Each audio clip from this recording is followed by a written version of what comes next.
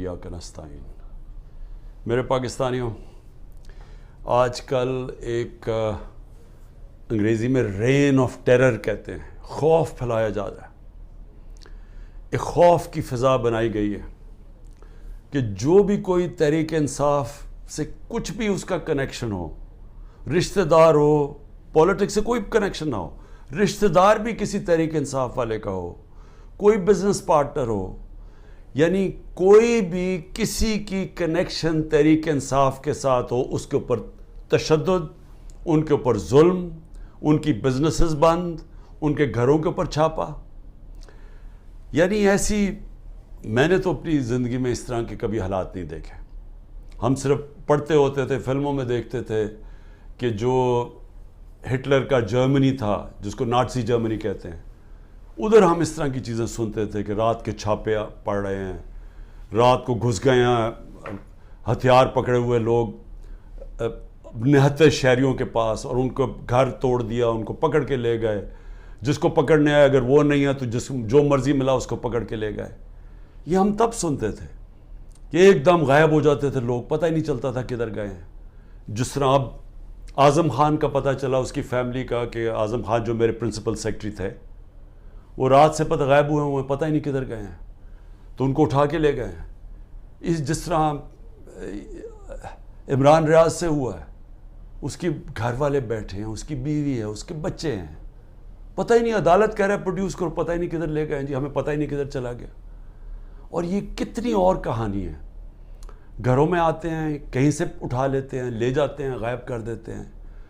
और हमारी अदालतें, और मैं आज सलाम करता हूँ उन जजेस को जो इस सारी मुश्किलात और धमकियों के बावजूद, जजेस को धमकियाँ दी जाती हैं, उनको भी बताया जाता है कि आपकी टेपें हैं, आपका ये है, आपकी हमारे पास फाइलें बनी हुई हैं, उनको भी ब्लैकमेल किया जाता है।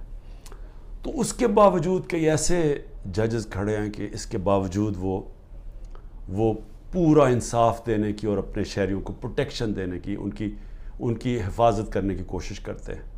और मैंने तो ख़ुद देखा है जजेस को कि कई जजेस किस तरह खड़े हुए हैं, इन मुश्किल बर्बरियत के दौर के अंदर भी वो खड़े हुए हैं। लेकिन जो मुझे अफसोस है वो ये कि कभी भी हमारे मुल्क में चादर और चार दीवारी की इस तरह बेहुरमती नहीं हुई जो आज हो रही है। और मुझे ऐसे लगता है कि प्लान किया हुआ है कि आदमी सोचता है कि ठीक है जो मर्ज़ी करना करें, मुझे करें, लेकिन जब घर की औरतों पे पहुंचते हैं तो ये बड़ा मुश्किल होता है हमारे माशरे में कि कोई भी आदमी फिर उससे मुतासर ना हो।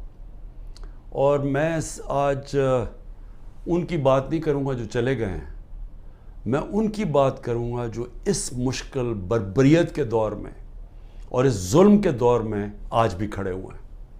मैं उनको ख़ास तौर पे आज सलाम करना चाहता हूं क्योंकि मुझे ख़बरें आती हैं कि लोग किस किस मुश्किल से गुज़र रहे हैं, घरों से बाहर रह रहे हैं, उनकी बिजनेसेस बंद कर दी हैं, उनके कारोबारों के ऊपर उन्होंने बंद ही नहीं किया, उनको नुकसान पहुंचाया जा रहा है कारोबार को। उनके जो उनका रोज़ी कमाने के तरीके हैं उनके ऊपर अटैक किया इन्होंने, उनको पूरी कोशिश किया इन्होंने कि किसी तरह वो जादू के लफ्ज़ कह दे कि मैं तहरीक इंसाफ छोड़ रहा हूँ। तो हर किस्म का प्रेशर डाला हुआ है।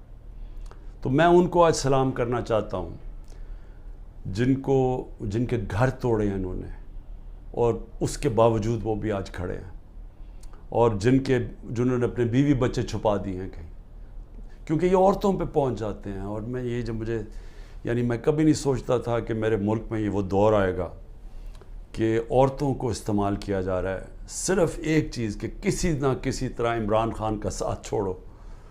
यानी ऐसी कभी मैंने नहीं सोचा था कि किसी मुल्क में भी ऐसे होगा कि सिर्फ उसको एक आदमी को शिकस्त देने के लिए, या एक आदमी को क्योंकि हमने कांटा लगा दिया एक आदमी पे, वो ना वापस आ जाए, उसके लिए हर किस्म का हरबा जिसमें औरतों को इस्तेमाल किया जा रहा है, बच्चों को इस्तेमाल किया जा रहा है। आमिर मुग़ल हमारे इस्लामाबाद के वो एक कारकुन थे। अब मैं ये आपको इसलिए बता रहा हूँ कि ये कहा है ना कि जी 9 مئی کو جو ہوا تو اس کی وجہ سے سزا مل رہی ہے. نہیں، یہ 9 مئی سے پہلے سزا مل رہی تھی. 9 مئی کو تو ایک بہانہ مارا گیا. اور میں پھر سے آج کہتا ہوں کہ جس وقت انڈیپینڈنٹ انویسٹیگیشن ہوئی، اور اس کے اوپر انڈیپینڈنٹ انویسٹیگیشن ہونی چاہیے، کیونکہ کسی کو حق نہیں پہنچتا جج، جوری اور ایکسیکیوشنر بننے کا. آپ کا ایک موقف ہے، ہمارا ایک موقف ہے. ہمارا موقف ہے کہ یہ پورا سیٹ اپ تھا، یہ پوری تیاری تھی، پہلے سے سب کچھ پری پلان ہوا تھا. جان کے مجھے اس طرح پکڑا گیا کہ ایک ری ایکشن آئے، اس ری ایکشن کے اوپر پہلے سے پلان بنا ہوا تھا. اگر پلان نہ بنا ہوتا تو ایک دم 10,000 لوگوں کو کون پکڑ سکتا ہے 2 دنوں کے اندر، جبکہ پہلے سے لسٹیں نہیں بنی ہوئی تھی، پہلے سے تیاری نہیں تھی، پہلے سے پولیس کو حکم نہیں دیا ہوا تھا کہ تم نے ادھر ادھر جانا ہے. یہ تو پہلے پلان ہوا تھا سب کچھ. اور ہم کہہ کے تھک گئے ہیں کہ کیوں نہیں اس کے اوپر انویسٹیگیشن ہوتی. سب سے پہلے تو پولیس چیف کو پکڑیں. کیا تھا یا آئی جی جو پنجاب تھا، یہ دندناتا پھر رہا ہے، اس کو کیوں نہیں پوچھتے کہ کیا ہوا تھا جب اتنی دیر 2 گھنٹوں کے اندر ایک قافلہ آ رہا تھا وہاں سے لبرٹی چوک سے. اس کو بھی نہیں پوچھا. اور وہ جو سی سی ٹی وی کیمرہ جو 100% لگے ہوئے ہوں گے وہاں کور کمانڈر کے گھر میں، وہ کدھر گئے ہیں؟ ان کے اوپر کیوں نہیں کوئی ایویڈنس آئی؟ کیوں نہیں وہ جو عسکری بلڈنگ جلائی گئی ہے، وہ آئی وٹنس ہے. اس نے کہا جو لوگ تھے وہ تحریک انصاف کے تھے ہی نہیں جو جلا رہے تھے. اس کے اوپر کیوں نہیں کوئی انکوائری ہوئی؟ ہمارے اپنے لوگ بار بار کہہ رہے ہیں کہ ایسے لوگ ہم نے دیکھے جو ہم پوچھتے تھے کہ کس پارٹی، ہماری پارٹی کے نہیں تھے، وہ لگے ہوئے تھے آگے لوگوں کو کرنے کے لیے. جہاز چوک میاں والی کے اندر وہ کوئی ماچس سے تو نہیں چل سکتا تھا، وہ جو سیبر وہاں لگا ہوا تھا. میاں والے کے لوگوں کو تو بڑا فخر تھا. کون وہ ہمارے آئی وٹنسز ہیں جو کہہ رہے ہیں کہ یہ 3-4 وہاں لوگ آئے تھے اور وہ بھڑکا رہے تھے اور انہوں نے لیڈ کر رہے تھے لوگوں کو، اور وہ پوچھ رہے تھے تم کون ہو. تو بہرحال ایک تو انویسٹیگیشن انڈیپینڈنٹ ہونی چاہیے. لیکن میں عامر مغل کی بات کر رہا ہوں. یہ تو ہوا 9 مئی کو. 8 مارچ کو ہوتا، اس کے 5 بچے ہوتے ہیں. ایک بڑا ہوتا ہے، باقی سارے 16 سال سے چھوٹے 10 سال تک. 5 کو اٹھا کے لے کے جاتے ہیں. 5 بچوں کو اٹھا کے لے کے جاتے ہیں، اس کی بیوی سے بدتمیزی کرتے ہیں. اور پھر عدالت میں وہ جاتا ہے اور عدالت میں وہ بچے پھر چھڑواتا ہے 2 دن کے بعد. تو یہ تو بھی 9 مئی نہیں ہوا تھا، تو یہ کیوں ان کو اٹھا لیا؟ اور جو میرے پر 140 ایف آئی آر کٹ چکی تھی 9 مئی سے پہلے، تو وہ کس وجہ سے کٹی تھی؟ تو یہ جو بنایا جا رہا ہے نا کہ جی 9 مئی کے بعد ہی ہوا ہے، 9 مئی سے پہلے سے پلان تھا. یہ پلان بہت پہلے کا بن چکا تھا کہ عمران خان کے اوپر کاٹا ڈال رہے ہیں. تحریک انصاف نے اب واپس نہیں آنا، اگر واپس آئے گی تو مائنس عمران خان آئے گی. یہ پلان پہلے کا بنا ہوا تھا. مذاکرات میں نے شروع سے کہا تھا ہم تیار بیٹھے ہیں. جنرل باجوہ سے میں نے 2 دفعہ مذاکرات کیے، ٹیم بنائی ہوئی تھی جو ان سے مذاکرات کرتی تھی، صرف یہ کہنے کے لیے کہ یہ ہو ہی نہیں سکتا کہ اب ملک کی سب سے بڑی جماعت کو اگر آپ اس کے اوپر کاٹا ڈالتے ہیں تو پھر جمہوریت پہ کاٹا ڈال دیتے ہیں. یہ تو کہیں ہوتا ہی نہیں ہے. تو اس لیے مذاکرات کرتے تھے کہ ہمیں بتائیں کہ آپ کا کیا روڈ میپ ہے. جب یہ جنرل باجوہ گیا اس کے بعد پھر مذاکرات کی پوری کوشش کی، ہمیشہ پیغام پہنچائے، کوئی جواب نہیں آیا، کیونکہ وہاں وہی پالیسی چل رہی تھی، وہی کاٹا ڈالا ہوا تھا. جب کاٹا ڈالا ہوا تو بات کیوں کریں گے؟ کوئی بات میں آج بھی کرنے کے لیے تیار ہوں، اور اس لیے کہ یہ عمران خان کی اب بات نہیں ہے، یہ پاکستان کی بات ہے. ہمارا ملک جس طرف جا رہا ہے، اس ملک میں کوئی امید نہیں رہ جائے گی لوگوں کی. 10 لاکھ پاکستانی پروفیشنلز ملک چھوڑ کے چلے گئے ہیں. پاکستان کے ڈالرز ملک سے باہر انویسٹ ہو رہے ہیں. لوگوں کو پاکستان کے اوپر اعتماد ختم ہوتا جا رہا ہے، امید جا رہی ہے. اور اگر اسی طرح چلتا رہے تو آگے کوئی بھی ہوپ نہیں ہے.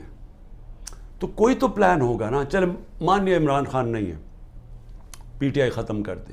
جس طرح ابھی یہ کراچی کے اندر لوکل گورنمنٹ کا الیکشن کروایا ہے، اب اگر اس کو الیکشن کہتے ہیں تو اس طرح تو سارے ڈکٹیٹرشپس کے اندر ایسے الیکشنز ہوتے رہے ہیں جن کی کوئی اہمیت نہیں ہوتی، کوئی مانتا ہی نہیں ہے ان کو. تو یہ الیکشن کہ تحریک انصاف اور جماعت اسلامی کے ووٹ دیکھیں کتنی، 8 سے 9 لاکھ، پیپلز پارٹی کے 3 لاکھ ووٹ. اتنا بڑا فرق اور وہ جیت جاتی ہے پیپلز پارٹی, اور جس طرح وہ جیتتی ہے پولیس کا استعمال کر کے. تو یہ تو کوئی الیکشن نہیں ہے, اور اس سے تو کوئی ملک کا فیوچر نہیں ہے, کیونکہ الیکشنز تب الیکشن مانے جاتے ہیں جب جس ملک میں رول آف لا ہوتا ہے, جس ملک میں انصاف ہوتا ہے, تاکہ جب انصاف ہوتا ہے وہ پھر صاف اور شفاف الیکشن کرواتا ہے. اس ملک میں عدلیہ ان کے حقوق کی حفاظت کرتی ہے, وہ پھر ملک آزاد ہو جاتا ہے. جمہوریت کا صرف مقصد یہ ایک ہوتا ہے آزادی دینا. جمہوریت کے اندر اگر لوگ آزاد نہیں ہیں وہ جمہوریت نہیں ہے. اور جمہوریت کے اندر آزاد ادارے ہوتے ہیں, آزاد الیکشن کمیشن ہوتی ہے, آزاد عدلیہ ہوتی ہے, وہ لوگوں کے حقوق کی حفاظت کرتی ہے. جب لوگوں کی حقوق کی حفاظت کی جاتی ہے, فنڈامنٹل رائٹس کو پروٹیکٹ کرتے ہیں, قوم آزاد ہو جاتی ہے. اور آزاد قوم وہی اسی کی پرواز اوپر جاتی ہے. میں آپ کو مثال دیتا ہوں, ایسٹ جرمنی, ویسٹ جرمنی, دوسری جنگ عظیم کے بعد ایسٹ جرمنی کے اندر ڈکٹیٹرشپ آ گئی, ویسٹ جرمنی میں جمہوریت آ گئی. جب 50 سال کے بعد ایسٹ جرمنی آزاد ہوتا ہے اور اکٹھے ہوتے ہیں تو ایسٹ جرمنی پیچھے رہ جاتا ہے, ویسٹ جرمنی اوپر چلا جاتا ہے, ایسٹ جرمنی نیچے آ جاتا ہے. اسپین کی میں مثال دیتا ہوں, وہاں ڈکٹیٹرشپ آ گئی سیکنڈ ورلڈ وار کے بعد, فرینکو آ گیا, 30 سال ڈکٹیٹرشپ رہی, وہ پیچھے چلا گیا. اسپین سارا ویسٹرن یورپ جو ڈیموکریسی تھی آگے چلا گیا. Soviet Union, second world war کے بعد دو بڑی طاقتیں تھیں, امریکہ اور سوویت یونین. اصل میں سوویت یونین نے نازی جرمنی کو شکست دی تھی, ان کے پاس طاقت تھی. اور وہی سوویت یونین کے اندر وہ ہوا جو آج پاکستان میں ہو رہا ہے, اور ادھر سے وہاں وہ آزاد ہو گئے. وہ آزاد تھے, مغربی سوسائٹیز, ویسٹرن یورپ, امریکہ, وہ آگے نکل گئے. سوویت یونین ٹوٹ گیا. کبھی کوئی معاشرے میں جدھر آپ آزادی اس کی ختم کر دیتے ہیں, اس کی آپ پرواز ختم کر دیتے ہیں. نارتھ کوریا, ساؤتھ کوریا ایک ہی لوگ ہیں. ساؤتھ کوریا دیکھیں کدھر پہنچ گیا, کیونکہ آزاد ہے, جمہوریت ہے. نارتھ کوریا کو دیکھ لیں, ڈکٹیٹرشپ میں کیا حالات ہیں اس کے. ابھی BBC پہ فلم آئی, وہاں لوگ بھوکے مر رہے ہیں, اور وہی لوگ ہیں. تو ہم ایک طے کر کے سفر یہاں تک پہنچے تھے. ہمارا آہستہ آہستہ ڈکٹیٹرشپ آتی تھی, پھر جمہوریت آتی تھی, پھر ڈکٹیٹرشپ آتی تھی, لیکن ایک ہمارا ذہن ایوالو ہوتا گیا, ہم ایک آگے بڑھتے گئے. ہم آخر میں اس چیز پہ پہنچے کہ بری بھی جمہوریت ایک ملٹری ڈکٹیٹرشپ سے بہتر ہے. یہ قوم اس نتیجے پہ پہنچ گئی. جنرل مشرف کا جو مارشل لاء تھا وہ لبرل تھا, اس کے اندر میڈیا کو آزاد کیا گیا. الیکٹرانک میڈیا مشرف کے دور میں آزاد ہوا. میں اپوزیشن میں تھا, میری آزادی رائے تھی, میں بول سکتا تھا. ہم پارلیمنٹ میں بولتے تھے, میں ٹی وی پہ چینلز پہ جا کے بولتا تھا, کیونکہ وہاں میڈیا نے اور میڈیا کے لوگوں نے پچھلے 30 سال میں بڑی جدوجہد کی اپنے آپ کو آزاد کرنے کے لیے. آج وہ سارا زیرو پہنچ گیا. آج اچھے صحافی باہر بھاگ گئے. ارشد شریف کو شہید کیا, صرف اس کی باتیں نہیں پسند آ رہی تھیں. عمران ریاض ابھی تک غائب ہے, پتہ ہی نہیں کدھر ہے, جس کی سب سے زیادہ یوٹیوب پہ ویورشپ تھی. باقی ملک چھوڑ کے چلے گئے ہیں. موہت پیرزادہ ملک چھوڑ گیا ہے, وہ ہمارے اوریا مقبول جان سنا وہ ملک چھوڑ کے چلے گئے ہیں. شاہین سبائی وہ پہلے باہر بیٹھے ہوئے ہیں. صابر شاکر وہ ملک چھوڑ کے چلا گیا. ان کے اوپر اور باہر کیسز کرنے شروع کر دیے ہیں. یعنی یہاں تو میڈیا کنٹرول کر لیا ہے, باہر بھی اب میڈیا کی آواز نہیں دیکھنا چاہتے. یوٹیوب کے اوپر اب ہر قسم کا کریک ڈاؤن ہے, سوشل میڈیا کے لوگوں کے اوپر کریک ڈاؤن ہے. جو کوئی ٹویٹ کرتا ہے اس کے پیچھے وہ ویگو ڈالا رات کو پہنچ جاتا ہے گھروں میں. تو میں یہ سوال پوچھتا ہوں کہ اس سے ملک کو کیا فائدہ ہو رہا ہے؟ ہاں آپ نے عمران خان کو تو باہر رکھ دیا, مجھے یہ بتائیں ملک کو کیا فائدہ ہو رہا ہے؟ کیا اس میں کوئی ملک کا مستقبل ہے کہ ہم سارا ریورس گیئر لگا کے وہاں پہنچ گئے ہیں جدھر ہم نے سب کچھ بند کر دیا ہے, اور ہم نے خوف کے ذریعے, ڈنڈے کے ذریعے ملک کو اب کنٹرول کرنے کی کوشش کر رہے ہیں, جس طرح ہم بھیڑ بکری ہیں. کیا اس سے لوگ کنٹرول ہو جائیں گے؟ کیا ہمارا یہ خیال ہے کہ یہ جو ہم اب جس طرف لے کے جا رہے ہیں کہ پاکستان کے بڑے بڑے نامور ڈاکو اوپر ملک کے بیٹھ گئے ہیں اور قوم کو کہیں کہ جناب یہ ہم نے فیصلہ کیا, یہ بیٹھے ہوئے ہیں, اور اب آپ نے ان کی جس طرح بھی الیکشن جیتیں بس آپ نے ان کو قبول کرنا ہے. یہ یاد رکھیں گے یہی لوگ تھے جن کو جنرل مشرف نے جب اپنا مارشل لاء لگایا 99 میں تو ساری قوم کو بتایا کہ ان دونوں پارٹیز نے کتنی کرپشن کیا ہے. مجھے جنرل امجد نے جو پہلے نیب کے ہیڈ تھے ہمیں باقاعدہ بتایا گیا, اس نے ڈیٹیلز دی کہ ان دو پارٹیز نے کتنی کرپشن کی, ان کے پیسے کتنے باہر پڑے ہیں, اور ان دونوں پارٹیز نے بتایا دنیا کو کہ یہ کتنی کرپٹ ہیں. سر محل کا نواز شریف نے بتایا کہ وہ سر محل میں یہاں سے پیسہ چوری کر کے گیا. حدیبہ پیپر مل کا رحمان ملک پیپلز پارٹی والوں نے ایکسپوز کیا. یعنی ان کو اپنی کرپشن بتائی پبلک کو. پھر جنرل مشرف ان کو NRO دے دیتے ہیں, یہ واپس آتے ہیں, 10 سال پھر بیٹھتے ہیں, ان کے اوپر ہی دور میں کرپشن کیس بنتے ہیں. ہمیں بتایا جاتا ہے, ہمیں تباہی سے بتاتی ہے کہ ان کی کرپشن کتنی ہے. میں جیتا ہوں ان کے خلاف, اور ایک آدمی گھوڑا سوار فیصلہ کرتا ہے کہ جناب یہ کیا, یہ ان کی میں نے فیصلہ کیا ہے کہ جناب عمران خان ملک کے لیے برا, ان کو پھر اوپر لے آتا ہے. اور پھر حیران ہوتے ہیں کہ جی یہ سوشل میڈیا کیوں ہمارے اگینسٹ ہو گیا. یہ انسان ہے, آپ نے خود ہی پہلے لوگوں کو تیار کیا کہ یہ کس طرح کے لوگ ہیں, یہ جو 30 سال سے ملک کو لوٹ رہے ہیں. آپ نے ہمیں بتایا کہ ان کی کتنی پراپرٹیز باہر پڑی ہیں.